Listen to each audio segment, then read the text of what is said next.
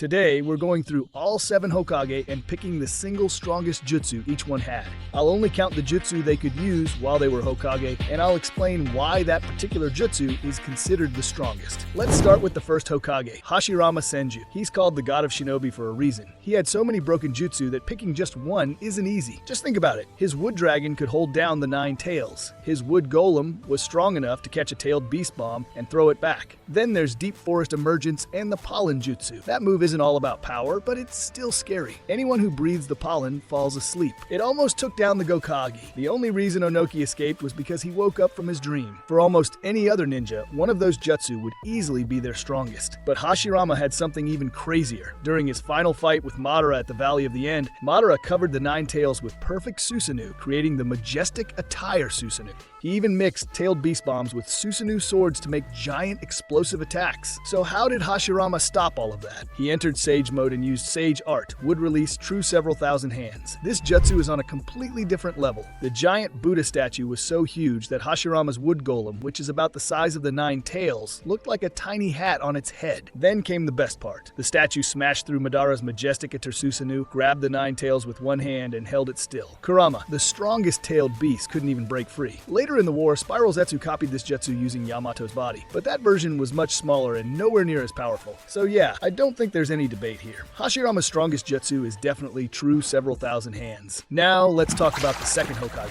Tobirama Senju. Tobirama created some of the most famous jutsu in Naruto. The Shadow Clone Jutsu was one of them, but let's be honest, that wasn't his strongest move. Unlike Naruto, Tobirama didn't have enough chakra to flood the battlefield with hundreds of clones. So, what are the real choices? Flying Raijin and Edo Tensei. Some people may say his water style should be here, but I don't think so. Sure, making water without a nearby source was a huge deal back in part 1, but later on, we saw ninjas like Kisame use water style on a much bigger level. Flying Raijin was already an amazing jutsu before Minato made it even better. Tobirama used it to fatally wound Izuna Uchiha. That one attack changed history because it led to Madara getting the eternal Mangekyo Sharingan. He also showed how useful Flying Raijin was against Ten Tails Obito during the 4th Great Ninja War. But I still think Edo Tensei takes the win. Yes, Orochimaru and Kabuto improved it later, but Tobirama already knew how dangerous it was. Even though his reanimated shinobi were weaker than the originals, he used them together with the mutually multiplying explosive tags. Since Edo Tensei bodies keep coming back, the explosions could continue over and over again. There's also one small detail many people miss. Madara knew the hand signs for Edo Tensei. That means he had already seen Tobirama use it before. So, Flying Raijin may be his signature jutsu, but I'd still give the title of strongest jutsu to Edo Tensei. Now let's move on to the third Hokage, Hiruzen Sarutobi. The databooks, and even Orochimaru, say that Hiruzen mastered every jutsu in the Leaf Village. But that's clearly not true. He didn't have Kekkei Genkai like the Sharingan or the Byakugou, and I seriously doubt he knew secret clan jutsu like Shadow Possession or the Aburame bug techniques.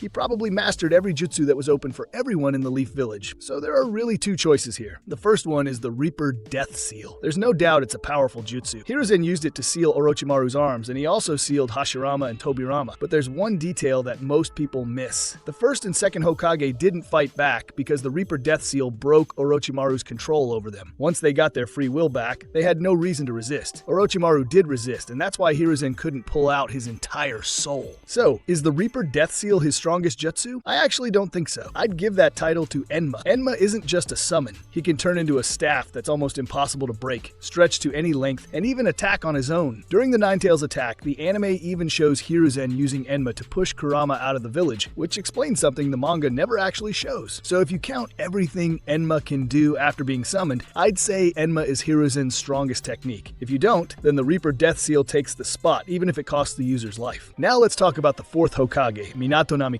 Just one thing before we start. I'm only counting the jutsu Minato had while he was alive as Hokage, so I'm not including the powers he got after coming back with Edo Tensei. Now, there are 3 main choices here: the Rasengan, the Flying Raijin, and the Reaper Death Seal. The Rasengan is an amazing jutsu, but if you really think about it, Minato didn't depend on it that much. During the 3rd Great Ninja War, he fought the future 4th Raikage without even using it, and when he landed a direct Rasengan on Obito the night Naruto was born, it still wasn't enough to finish him. The Reaper Death Seal is also a powerful wonderful choice, but it comes with one huge problem. It kills the user. That's why I think Flying Raijin is still Minato's greatest jutsu. This one technique made him feared across the entire ninja world.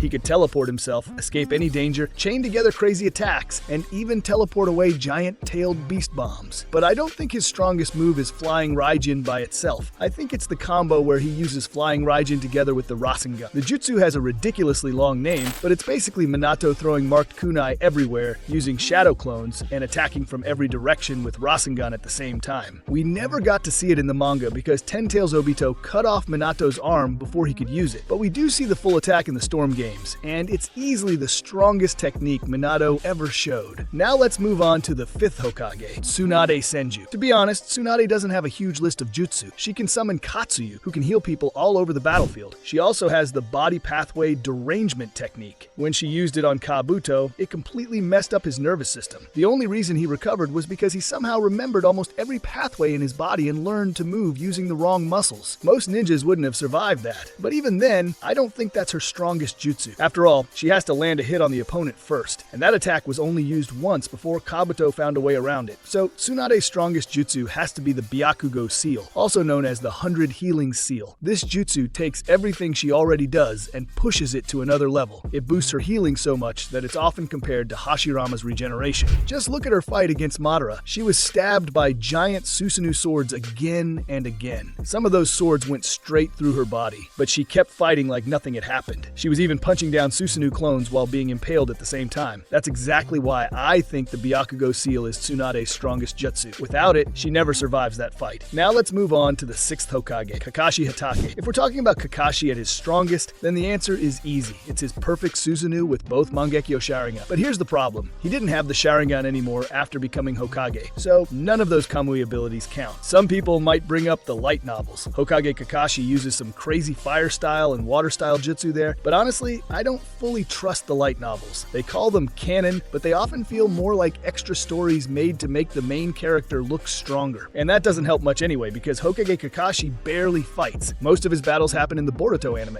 So what's left? I'd say it's Purple Lightning, also called Shiden. It's basically Kakashi's replacement for Raikiri. It has the same idea, but without the biggest weakness of Raikiri. Back when Kakashi had the Sharingan, he could safely charge straight at his opponent. After losing the Sharingan, that became much harder. Purple Lightning solved that problem. So even though Hokage Kakashi doesn't have many big fights to show us what he can really do, I'd still say Purple Lightning is his strongest jutsu. Now let's move on to the 7th Hokage, Naruto Uzumaki. A lot of people will probably say the answer is Baryon Mode. I don't agree. For me, Baryon Mode isn't Naruto's strongest attack. His punches don't create much destruction, and there's barely any damage to the area around him. So instead, let's look at what 6-Path Sage Mode Naruto could do during the 4th Great Ninja War. As Hokage, he should be at least that strong, if not even stronger. Now there are really two choices. The first one is Sage Art, Super-Tailed Beast Rasen Shuriken. This is the jutsu where Naruto and 8 shadow clones throw 9 Rasen Shuriken at the same time. Each one is powered by a different tailed beast. Just the lava-style Rasen Shuriken alone was enough to destroy the entire divine tree. So imagine the power of all 9 together. Even the data books call this Naruto's strongest jutsu. But I still think there's a better one. It's the 6-Paths Ultra Big Ball Rasen Shuriken that Naruto used against Sasuke's Indra's Arrow in their final battle.